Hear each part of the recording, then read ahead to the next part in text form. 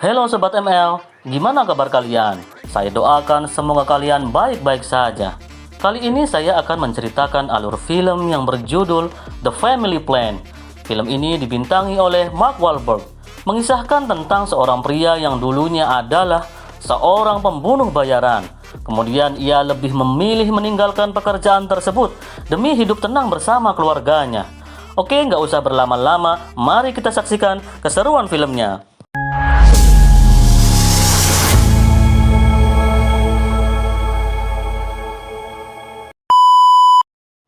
Di awal cerita kita diperlihatkan, ada seorang pria berprofesi sebagai marketing mobil bernama Dan Morgan, sedang menawarkan mobil ke calon pelanggannya. Setelah itu dia pulang dengan menyapa beberapa tetangganya. Sesampainya di rumah, ia membawa sebuah bunga kepada istrinya bernama Jessica dengan maksud memberi hadiah anniversary ke-25. Kemudian Dan menyuruh Kyle untuk mengasuh adik bungsunya Max. Tapi Kyle menolaknya dengan alasan akan pergi ke temannya Samir. Lalu Kyle menyuruh kakaknya yaitu Nina yang mengasuh Max. Dan seperti biasa, pertengkaran terjadi antara adik dan kakak.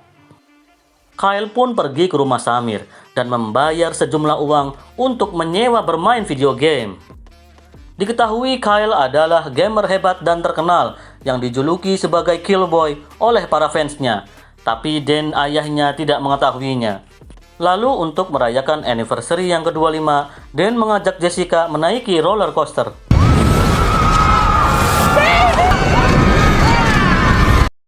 Setelah itu, pada saat Dan sedang bercanda dengan Jessica, ada sekelompok pemuda tiba-tiba mengambil foto. Dan yang tidak terima meminta pemuda itu untuk menghapus fotonya. Namun, ini yang dilakukan pemuda tersebut.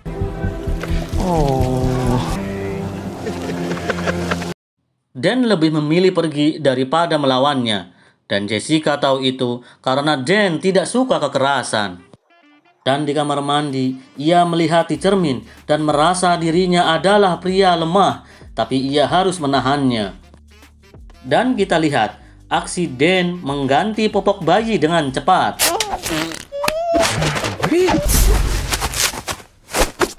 Sementara itu, Jessica mengikuti latihan boxing dan memiliki teman baru bernama Gwen. Di sini Gwen masih amatir dalam bidang boxing. Here for work? No, I'm 17. Lalu ia mengajak minum dan Jessica curhat kalau suaminya adalah orang yang sangat sayang keluarga. Tapi ia tidak pernah mengajak keluarga wisata kemana-mana. Lalu Gwen memberi kartu nama dan ia berjanji jika butuh untuk berwisata, ia akan membantu menyediakan pesawat. Kita beralih ke Dan. Saat ia berbelanja di sebuah minimarket bersama Max, ia curiga seperti ada orang yang mengintainya. Dan benar saja, tiba-tiba Dan diserang. Really? Ia dengan sigap mampu menghindar. Dan tidak sampai di situ, ia bahkan mampu melumpuhkan pengintai tersebut dengan mudah, dengan posisi masih menggendong Max. Dan semua pengunjung minimarket hanya terdiam melihat kejadian tersebut.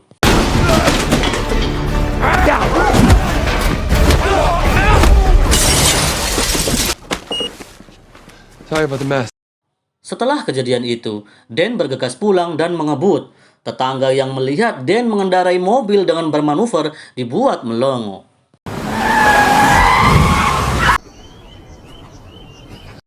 Menyadari penyamarannya sebentar lagi terbongkar, ia berencana pergi meninggalkan rumahnya dan mengajak anak dan istrinya. Ia lalu membuka laci ruang rahasia di bawah tangga. Kemudian Dan menghubungi temannya bernama Augie. Ia meminta kepada Augie untuk dibuatkan paspor palsu untuk Dan, anak, dan istrinya untuk pergi ke Vegas. Saat Nina sedang bersama teman-temannya, Dan menyuruh Nina untuk ikut pergi dan lanjut menjemput Kyle. Tapi Kyle ternyata ada di rumah Samir sedang asik bermain game. Dan marah karena Kyle telah berbohong. Ia bilang bahwa ia ikut belajar di klub catur. Lalu yang terakhir, Dan menjemput Jessica di tempat terapi. Ia kaget tiba-tiba suaminya mengajak pergi secara mendadak. Dan sadar kalau para pengintai sedang mengikutinya. Karena itu Dan mengajak keluarganya pergi dengan pura-pura mengajak liburan ke Vegas. Para pengintai masih mengikuti mobil Dan. Ia lalu melakukan manuver untuk mengecoh para pengintai. Dan itu membuat anak dan istrinya curiga dan bertanya-tanya apa yang sebenarnya terjadi. Dan sadar kalau keberadaannya sudah terlacak. Ia lalu berhenti di tempat kerjanya untuk berpura-pura servis mobil karena akan melakukan perjalanan jauh. Dan benar dugaan Dan, di bawah mobil telah dipasang alat pelacak. Dan lalu mengambil alat pelacak tersebut lalu menaruh di mobil temannya dengan tujuan mengecoh semua para pengintai. Kemudian Dan mengumpulkan handphone milik anak dan istrinya lalu dibuang ke sungai dengan tujuan agar tidak bisa dilacak keberadaannya. Tapi Dan beralasan ke mereka untuk membangun keakraban keluarga.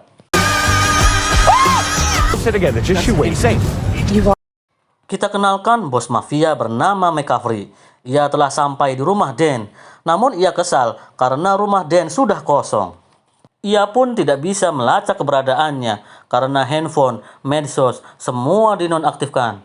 Tapi McCaffrey punya satu petunjuk bahwa anak Dan, seorang gamer terkenal, disebut Killboy. Dan kemudian berhenti sementara di sebuah hotel.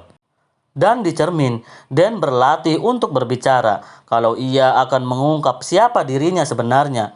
Namun ia masih ragu untuk mengatakannya. Tapi ia bertekad suatu saat akan mengatakannya menunggu momen yang tepat. Dan lalu melanjutkan perjalanannya. Namun ia sadar mobilnya diikuti oleh anak buah McCaffrey. Semua tertidur kecuali Max. Melihat semua tertidur dengan memakai headset, ia menyalakan musik dengan full volume agar tidak terdengar jika di luar terjadi keributan. Dan kejar-kejaran pun dimulai.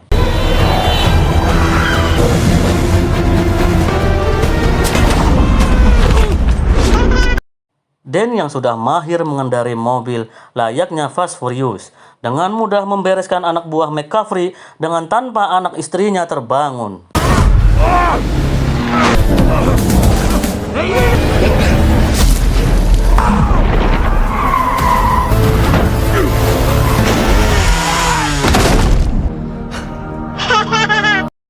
Keesokan harinya mereka berhenti di kampus Iowa untuk sekedar jalan-jalan. Lalu Dan mencurigai seseorang dengan membawa koper. Kemudian Dan memaksa membuka koper tersebut, tapi ternyata salah orang. Anak buah McCaffrey ternyata ada di belakang dan langsung menembak. Oh shit. Dan masuk ke ruang lab fisika. Dan seperti biasa, Dan mampu menghajar anak buah McCaffrey hanya dalam beberapa menit saja.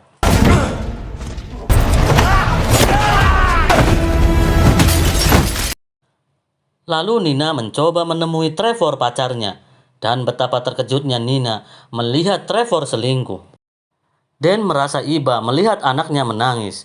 Dan ia mengajari Nina jurus Kyuso Jitsu, yaitu seni bela diri menggunakan titik tekanan untuk memberi rasa sakit ekstrim tanpa kerusakan permanen. Dan jurus itu akan digunakan untuk menyerang Trevor. Shit! Kemudian di sebuah restoran, Kyle mengajak ayahnya menantang untuk adu permainan tembak laser. Jika Kyle menang, dia boleh melanjutkan sebagai gamers lagi. Kyle sepertinya pede akan mengalahkan ayahnya dengan telak. Dan pertandingan pun dimulai. Oh, I got lucky. Why are you doing this? No. Oh, you. Reaksi Kyle sangat terkejut karena ternyata ayahnya jago tembak. Kemudian Dan melanjutkan perjalanannya dan sampailah di Vegas. Lalu Dan menemui Augie untuk mengambil paspor palsu dengan identitas baru. Kemudian Dan berencana mengajak Jessica pergi ke kasino dan menyuruh Nina dan Kyle untuk menjaga Max dan berpesan untuk tidak keluar kamar hotel. Karena mungkin di kamar membosankan, Kyle dan Nina secara diam-diam keluar kamar dan pergi ke sebuah pertunjukan pertandingan game. Dan Kyle pun diajak untuk mengikuti turnamen tersebut. Dan di makan malam, Dan ingin memberitahu siapa dirinya sebenarnya, tapi Dan masih gugup untuk mengatakannya.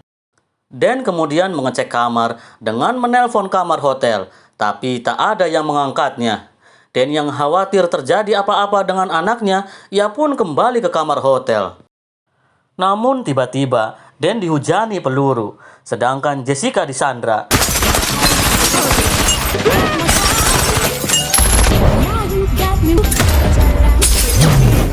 Tapi Jessica tidak mengerti apa yang sebenarnya terjadi.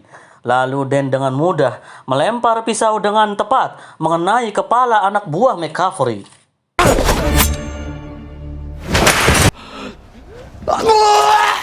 Setelah kejadian itu, Jessica marah besar karena merasa dibohongi dan ia kecewa kalau Dan memiliki masa yang kelam.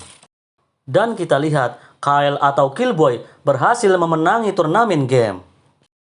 Lalu Dan segera mengajak anak dan istrinya pergi dan menjelaskan kalau dulunya ia adalah pembunuh rahasia dan ia kabur meninggalkan pekerjaan tersebut demi hidup tenang bersama keluarga.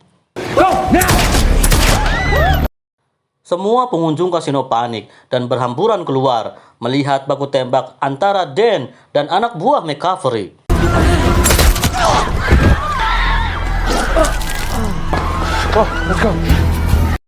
Kemudian di suatu tempat yang sunyi, Dan menceritakan masa lalunya.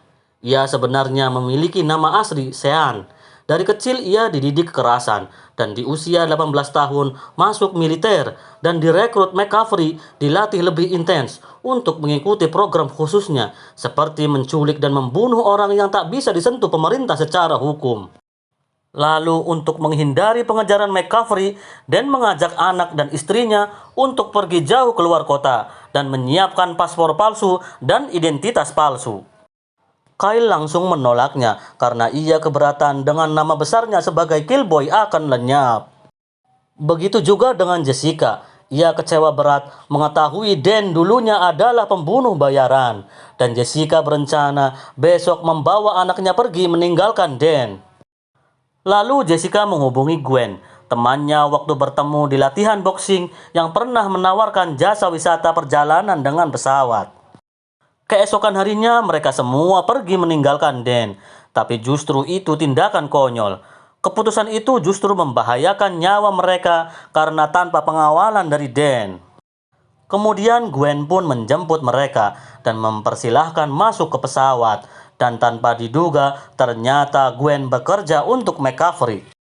Lalu McCaffrey menelpon Dan dan memberitahu kalau ia telah menyandra anak dan istrinya.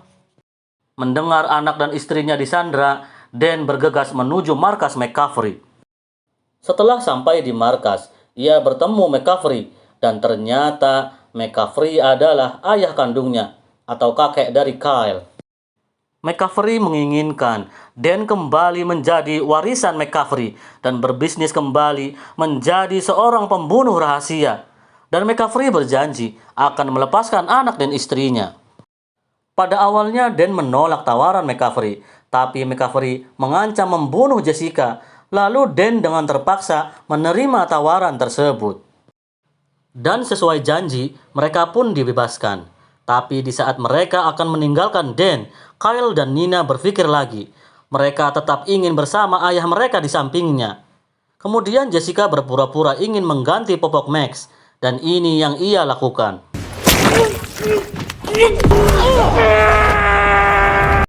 Dan saat Jessica kembali, ia melihat Gwen sedang merayu Dan. Tapi di kesempatan itu, Dan menggunakan jurus Kyusojitsu, dan itu membuat Gwen pingsan. Lalu Kyle menemukan drone. Dan menyuruh Kyle untuk melihat pergerakan musuh menggunakan drone, sehingga Dan dengan mudah melihat lokasi musuh dengan menghabisinya satu persatu. Dan kita lihat, ini dia aksi kerjasama antara Kyle dan Dan. On your left. Man ahead. Behind the curtain.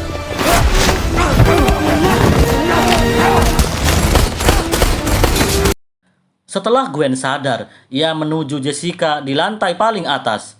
Jessica berusaha melawannya, tapi Gwen bukan tandingannya. Is that you?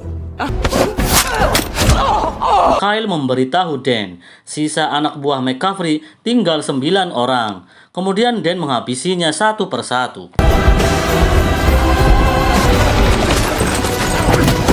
Dan McCaffrey mengetahui pergerakan drone yang dikendalikan Kyle. Lalu ia langsung menghancurkan drone tersebut dengan satu kali tembakan. Jessica masih kewalahan menghadapi Gwen, dan Gwen dengan santainya membiarkan Jessica melakukan pergerakan seperti lompat gala. Namun yang terjadi, Gwen meremehkan Jessica dengan membiarkan melakukan percobaan kedua. Namun ini yang terjadi. Dan sekarang berhadapan dengan McCaffrey. Posisinya pun terpojok. Dan saat McCaffrey akan membunuh Dan, tiba-tiba Nina datang dan melakukan pidato tidak berfaedah. Grandpa! Wait! But I've learned that family is the most important. There's a way for us to move forward as a family. Walaupun mengetahui McCaffrey pasti tidak akan pernah menggubrisnya, tapi setidaknya itu bisa mengulur waktu. Lalu Dan memanfaatkan kesempatan itu untuk langsung melumpuhkan McCaffrey. Dan film pun berakhir. Pelajaran yang bisa diambil dari film ini adalah apapun yang terjadi, keluarga adalah prioritas nomor 1. Masa lalu yang kelam dengan adanya keluarga akan merubah semua itu. Karena semua orang menginginkan hidup tenang dan bahagia bersama keluarga. Saya ML Movie dan sampai jumpa lagi di alur film berikutnya.